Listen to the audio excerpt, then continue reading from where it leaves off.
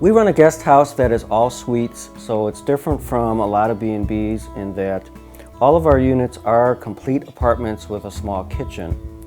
And we did that because we wanted to run more of an apart hotel type of a European guest house. And when we traveled, we enjoyed having our own kitchen. So we cater to a little bit more independent type of guest. Our breakfast is basically a self-service, in-room breakfast that we stock in the kitchen refrigerator of each apartment. And then people help themselves at their leisure on their own time in their own room. We have 8 guest rooms in the B&B and quite a variety of sizes. 4 of them are studios in that it's one large room with a kitchen and of course a private bath.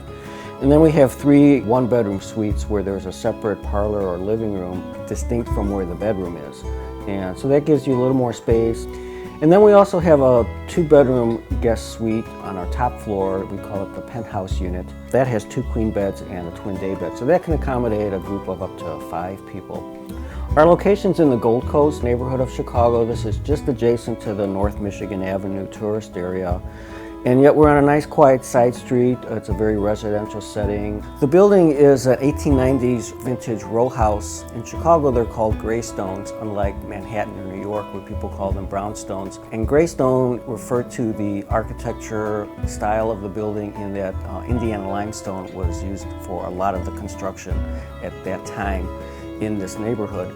Almost all the neighborhood went through this life phase where the large row houses were divided up into smaller units. So it was set up the way we wanted it to be, but almost every unit needed a brand new kitchen, a brand new bathroom. And in doing that, we tried to bring the character back and actually made things look more old-fashioned than what we found and what we had to replace. But the building had, as many people have told us, good bones. There were still a lot of Victorian features that people expect or would like to see in a vintage character building.